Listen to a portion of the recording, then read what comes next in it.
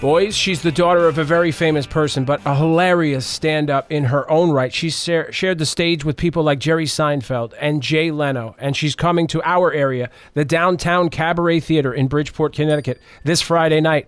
We are joined by the lovely Marion Grodin. How you doing, Marion? Hey, Marion. I'm trying to wake up. I'm not used to being up at this hour. I am a nocturnal creature, so this is like the middle of the night for me. This is usually when I get up to pee for the third time.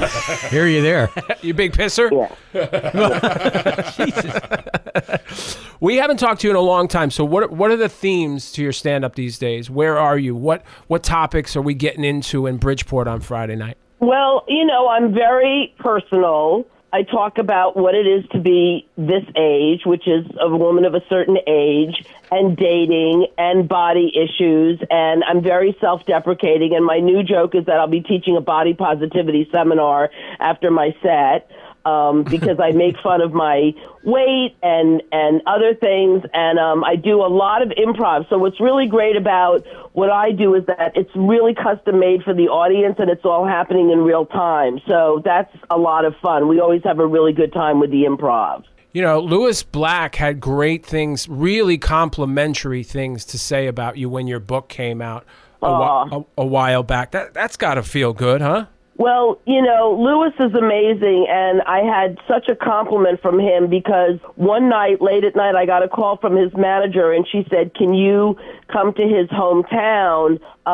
He is doing a show at a theater with all of the guys that are writers on The Daily Show, and he'd like you to join them. And boy, was that amazing. And we did the show, then we did Q&A. And Lewis, it's so funny because on stage, he's such a maniac, and off stage, he's the sweetest, menschiest guy. It's like De Niro. My dad did Midnight Run, of course, with Robert De Niro, and he's such a badass, but when you meet him off stage, you think he works in a library. He's just the most reticent, conservative, sweet, mild-mannered guy. Yeah, your father, you mentioned there, Charles Grodin, so many amazing films. What is your favorite thing that he did in his career? And then I want to share my answer with you.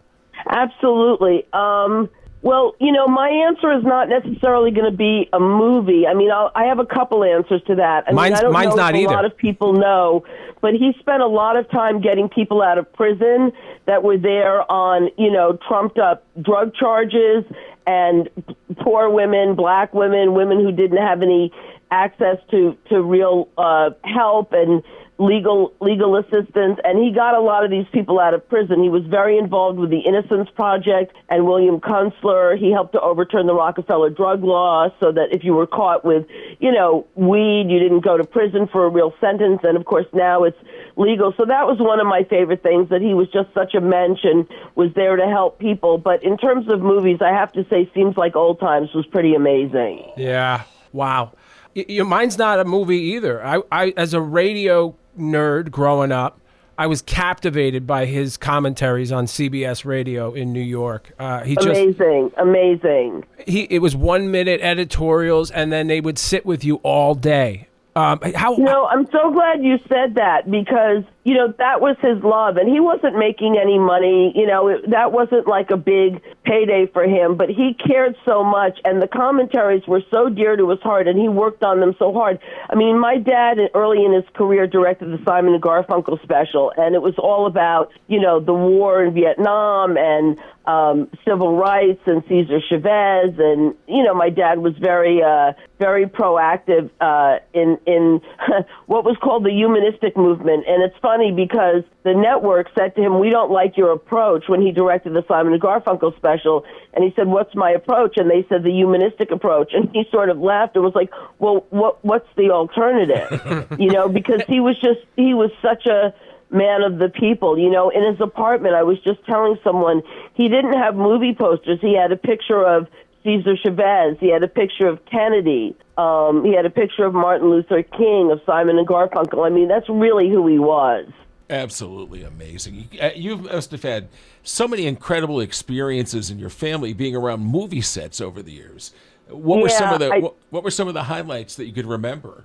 Well, I was just saying this to a friend the other day. It's funny, on the set of Heaven Can Wait, Warren Beatty was such a notorious ladies' man. And I was 13, and I was sitting next to Warren, and he was playing the piano, and my dad grabbed me away, and I said, "What are you worried about? I'm 13." He said, "Honey, it's Warren."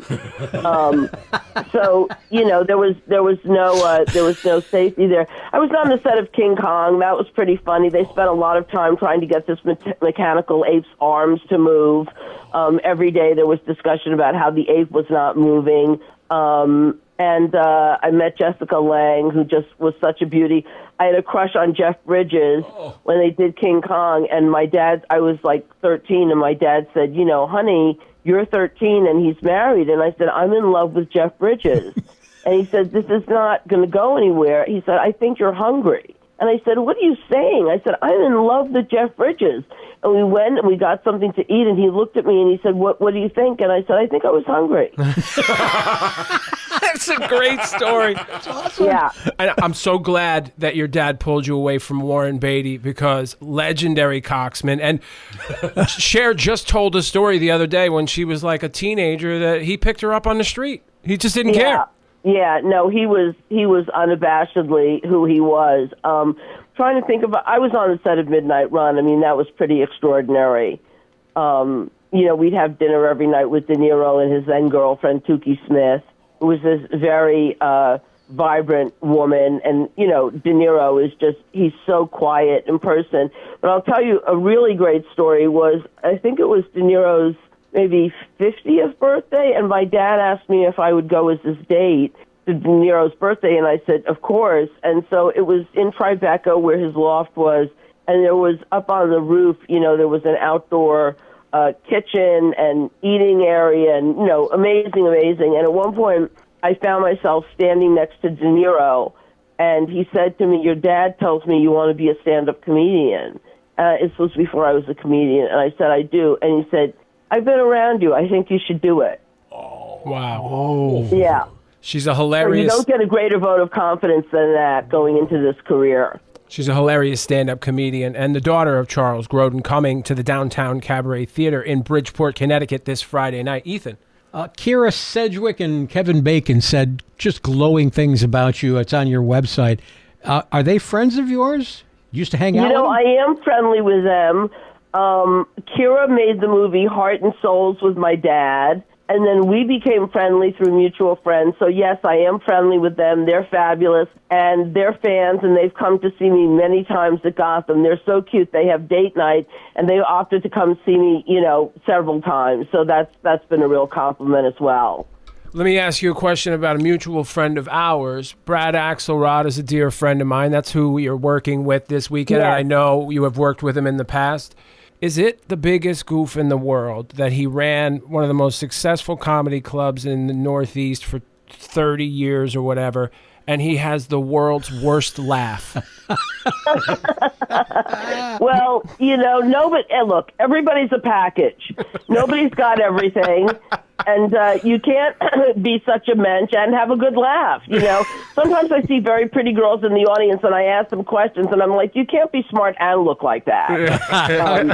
So it's, which I shouldn't say because I'm a feminist, and of course you can be smart and look like that. But, Brad's a great guy, and this show's going to be amazing. I'm so excited. I love Bridgeport. I love a theater. I hope people come out. We're going to have a blast. I will, talk to everybody in the audience and get to know you, and I really hope people come support live comedy. The show is this Friday night, 263 Golden Hill Street, Bridgeport, Downtown Cabaret Theater. You can get your tickets by going to dtcab.com or call 203-576-1639. Go see Marion Grodin. Marion, thank you so much for some of your time. You were great. Thank you. Okay, bye-bye, guys. See ya. Thanks, Marion. Bye-bye.